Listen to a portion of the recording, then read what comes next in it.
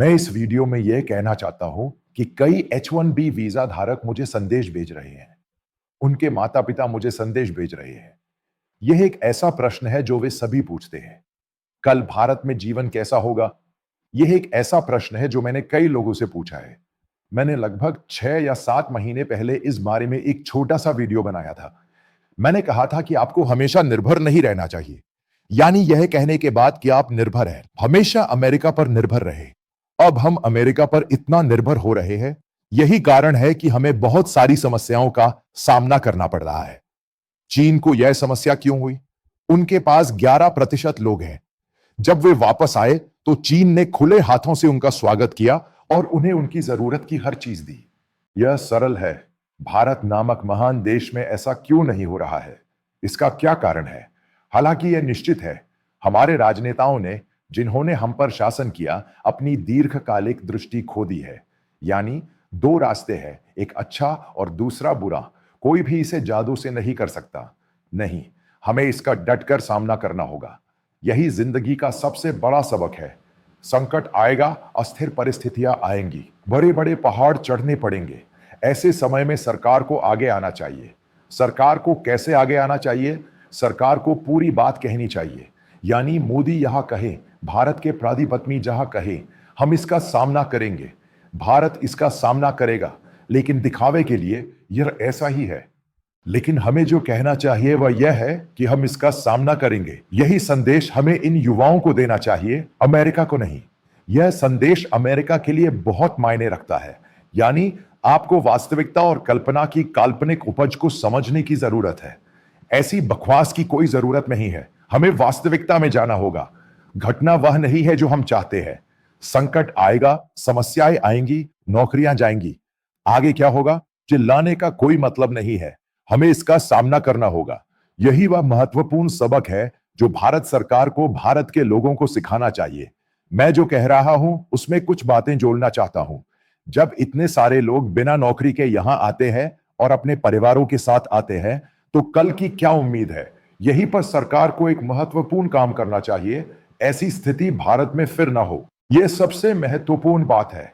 यह बहुत महत्वपूर्ण है कि ऐसी स्थिति भारत में फिर ना हो। भारत को आगे बढ़ना होगा, वरना भारत थक जाएगा।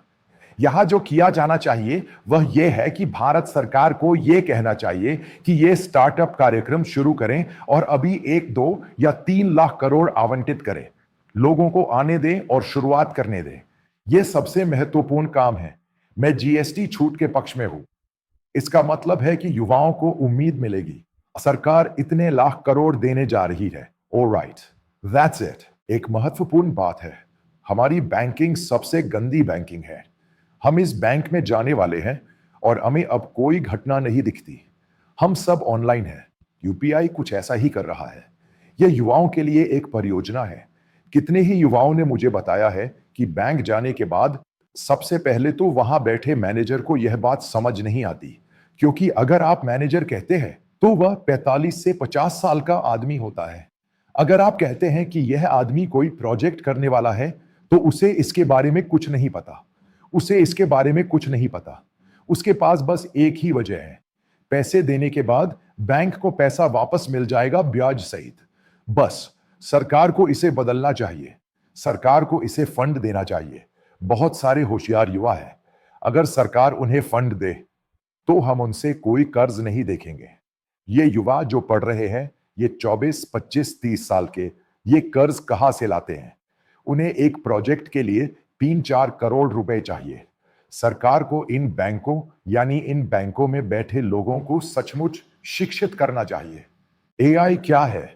भविष्य क्या है? तकनीक क्या है? वैश्विक दुनिया को इसकी जरूरत है। चीन ने यह सब किया है, इसीलिए चीन इस उपलब्धि तक पहुंचा है। वो इसे अपने यहां अपना रहा है। इसी तरह भ्रष्टाचार को भी शून्य पर लाना है। इसीलिए मैं ये कह रहा हूं, दुनिया के सबसे समझदार लोग और वैश्विक अर्थव्यवस्था, दुनिया की तकनीक, भविष्य की अर्थव्यवस्था जो वैश्विक है, जब ये जानने वाले लोग बैंक में आकर बैठते हैं तो ये युवा कहते हैं कि ये इसके लिए है। मैं समझता हूं, वरना आप बाहर निकल जाएंगे, इसे हराएंगे और छोड़ देंगे। भारत में बड़ी समस्या यह है कि एक व्यक्ति बेहतर हो जाता है, लेकिन दूसरे व्यक्ति को यह पसंद नहीं है। यह एक बड़ी समस्या है। बस यही है। मैं इस अमेरिकी पद्धति का समर्थक हूं। उन्हें इससे कोई समस्या नहीं है। आप अमेरिका के सिलिकॉन बैंक के बारे में जानते हैं, सिलिकॉन वैली बैंक। लेकिन अमेरिका को इससे जो लाभ हुआ वो बहुत था। यही लाभ था। फिर उन्होंने इसे सरकारी वित्त पोषित कर दिया। यहां सरकार को बस धन देना है और कोई गिरवी नहीं है। इसी तरह जब बहुत से युवा भविष्य की तकनीक और परियोजनाओं में आते हैं और जब दूसरे बिना नौकरी के आते हैं, तो उन्हें इसे पूरी तरह से और सकारात्मक सोच के साथ लेना चाहिए। यही वे सफलता कहते हैं। उस घटना को छोड़कर जहां उसने 2 बार पैसा गंवाया, उसका ईएमआई गिर गया, उसकी समस्या कम नहीं हुई और जब उसे परेशान किया गया तो वह तनाव में आ गया।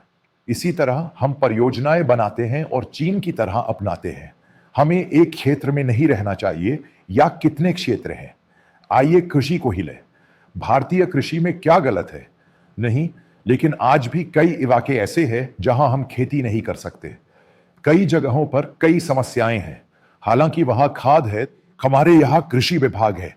लेकिन समस्या क्या है? कई जगहों पर पानी की समस्या है। यही हमें यह समझने की जरूरत है कि इजराइल रेगिस्तान में कैसे काम कर रहा है। यहाँ के युवाओं को जो लागत बताई गई वो यह है कि कई हिस्सों में जहां खेती नहीं होती, वहां भी बहुत कम लागत में एक नवीन तरीके से समान खेती की जा सकती है। हम बीज कैसे बना सकते हैं? भारत में एक बड़ी क्रांति होगी होगी या नहीं, सरकार ने यही तो खोला है। यही मैंने कहा था, ये मंत्र या जादू की छड़ी लाने का कोई मतलब नहीं है। अब जिस चीज से हम सबसे ज्यादा समस्याएं पैदा कर रहे थे, वह है भारत के भविष्य का संकट। हमारे पास वह चीज नहीं है क्योंकि हम उसे चीन जितना अच्छा नहीं बना सकते। चीन उसे हमारे सामने रखकर सिर्फ अमेरिका से सौदेबाजी कर रहा है। हर चीज में इसकी जरूरत है। फिर सोचिए और पूछिए कि भारत में कितने विश्वविद्यालय इसे पढ़ाते हैं। यहीं पर हमने जो गलती की है वह यह है कि अभी भी कई पुराने पाठ्यक्रम हैं, मंडम कट्टा, वो और अंत में कुछ संघ परिवार के गोबर, गाय, एस्ट्रॉन। ये सब घास फूस अलग रख दो, वैज्ञानिक सोच पर लाओ। भारतीय बहुत होशियार है, युवा है, उन्हें वैज्ञानिक सोच पर लाओ। सरकार वहां निवेश करे, 3-4 साल में पूरी तस्वीर सामने होगी। क्या यह बदल नहीं रहा है तो भारत का भविष्य आपकी उम्मीदों से कहीं आगे निकल जाएगा। यही पर आपने कहा हमें वैश्विक बाजार से निपटना है। अमेरिका बाजार नहीं है। दुनिया में इतनी जगह है कि अगर हम अच्छे उत्पाद बहुत सस्ते और वैश्विक स्तर पर दें तो चीन भी हमारा मुकाबला नहीं कर सकता, क्योंकि हम चीनी उत्पादों से बेहतर गुणवत्ता और सस्ती कीमतों वाले उत्पाद क्यों दे पाएंगे? क्योंकि अब चीन में वेतन ज्यादा है, इसलिए बहुत सारे चीनी उत्पाद भारत आते हैं। जब हम यह सब भारत में एक घटना रचने के लिए करेंगे तो चीन के साथ एक प्रतिस्पर्धा बन जाएगा, यानी एक ऐसा देश जो कहता है कि भारत को एक विनिर्माण केंद्र बनना चाहिए। कौन कहता है कि भारत को हर उत्पाद की जरूरत है? भारत ने अनुसंधान और विकास में निवेश किया है। सबसे महत्वपूर्ण बात यह है कि इस पीढ़ी के एक्स और जेड से संबंधित लोगों को इसमें रखा जाना चाहिए। 60 से 70 साल के लोगों को इसमें न डालें। जेन जेड इसे समझते हैं। अगला भविष्य क्या है? भविष्य की पीढ़ी उनके लिए है। वे क्या देख रहे हैं? मेरा मतलब है उनके पास अभी एक फ्रिज है। 5 या 6 साल बाद दुनिया को क्या चाहिए होगा, वे इसके बारे में सोच रहे हैं। हमें पारंपरिक तरीके से आगे बढ़ना चाहिए और इस तरह सोचना चाहिए। इसी तरह आप समझते हैं कि हम अपनी सुरंगें एनएच में बना पा रहे हैं। राष्ट्रीय राजमार्ग और रेलवे का काम रुका हुआ है क्योंकि चीन के पास हमारे लिए यह सामग्री नहीं है। हम इतने सालों से युवाओं को दूसरे गैल्वेनाइज्ड आयरन के बारे में क्यों बता रहे हैं? इसी तरह आपको इन सुरंगों को खोदने में इस्तेमाल होने वाली सामग्री का आविष्कार करना चाहिए। अब हम 5वीं पीढ़ी में शामिल होने जा रहे हैं और सरकारी HIL को 15,000 करोड़ रुपए देंगे, क्योंकि अब अनुसंधान 5वीं पीढ़ी में नहीं जा रहा है। प्रिय मित्र, जापान ने जो 6ठी पीढ़ी का लड़ाकू विमान पहले ही विकसित कर लिया है, वह अमेरिका के बोइंग की 6ठी पीढ़ी में जा रहा है। हमें उस 7वीं पीढ़ी के साथ आगे बढ़ना चाहिए जिसके बारे में हम यहाँ सोच रहे हैं। यही से बदलाव आना चाहिए। इसलिए सरकारी सुविधा प्रदाता को कभी भी नियामक नहीं बनना चाहिए। कुछ पैसा जाने दो। क्या यह भारतीय लोगों का पैसा नहीं जाने वाला है, लेकिन हमारे युवाओं के लिए क्या बदलाव आएगा? रोजगार के लिए क्या हमें विदेश जाने की जरूरत है? यहाँ की सारी नौकरियां वैश्विक मांग पैदा करनी चाहिए। जैसे लोग चीन को देखते हैं, वैसे ही चीनी सामान भी बनाए जाने चाहिए। भारत को यही चाहिए। अब अगर नौकरियां आईटी क्षेत्र में चली जाएंगी तो हम इससे कैसे निपटेंगे? यही सरकार को आगे आना चाहिए। कौशल विकास की बात, मैं एक बात कहूंगा। शुरुआत में यह बहुत बुरी बात थी। भारत सरकार कौशल विकास लेकर आई और फिर इसमें राजनीति घुस गई और इसे बर्बाद कर दिया। बाद में यह बेकार सामान बन गया, इसीलिए कौशल विकास ठप हो गया और आपको नहीं पता कि केरल में ही इसमें राजनीति घुस जाएगी। यहां मैंने कहा कि इसके लिए आपको राजनीति को किनारे रखना चाहिए, भ्रष्टाचार को किनारे रखना चाहिए, भाई भतीजावाद को किनारे रखना चाहिए। यहां हमें सिर्फ भविष्य को देखना चाहिए।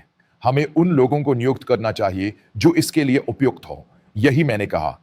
शून्य भ्रष्टाचार किसी भी कारण से एक अति राष्ट्रवादी को पसंद नहीं आता, क्योंकि उसके लिए सिर्फ भारत पाकिस्तान का मुकाबला ही क्या है। समस्या यह है कि सोशल मीडिया पर बाकी सब कहने वाले लोग देशभक्त लोग हैं जो सचमुच जानते हैं कि अति राष्ट्रवाद क्या होता है, असली राष्ट्रवाद क्या होता है, गौ राजनीति क्या होती है, गाय का गोबर और गौमूत्र क्या होता है, ये क्या होता है जो कहता है कि कैंसर की दवा बनती है, प्लूटोनियम बनता है। ऐसे मूर्खों को उनके पास मत फटकने दो।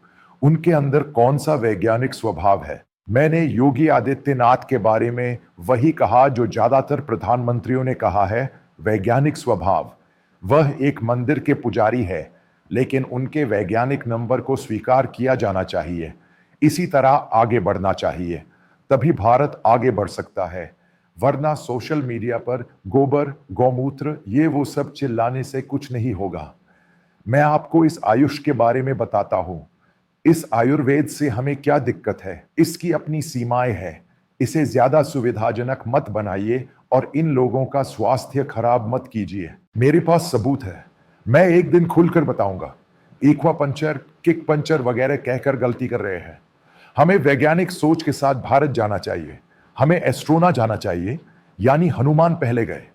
अगर आपको यह बकवास चाहिए को इसे मंदिरों या कहीं और मत सिखाइए, बच्चों को मत सिखाइए। विज्ञान और तकनीक वैज्ञानिक सोच में नहीं है। उन्हें आगे बढ़ना चाहिए, उन्हें यह सिखाया जाना चाहिए, लेकिन तभी हम आगे बढ़ सकते हैं। यह हवा में नहीं बल्कि गोबर में है, परमाणु बम में है, गोबर के अंदर सोना है। यह बकवास मूल रूप से भारत का सबसे बड़ा अभिशाप है। इसी तरह जाति उस भाले का उन्मूलन है, लेकिन तभी भारत नाम का देश ऊपर जा पाएगा या पीछे जाएगा। यानी अगर सभी भारतीय एक साथ आ जाएं, यानी हम एक साथ खड़े हों, तो हम ये सब चीजें हासिल कर सकते हैं। लेकिन अगर भ्रष्टाचार, शोर, मारपीट और ये सब चीजें इसमें आ गई तो भारत की स्थिति आगे नहीं बढ़ सकती। यह इन युवाओं का भविष्य नष्ट कर देगा।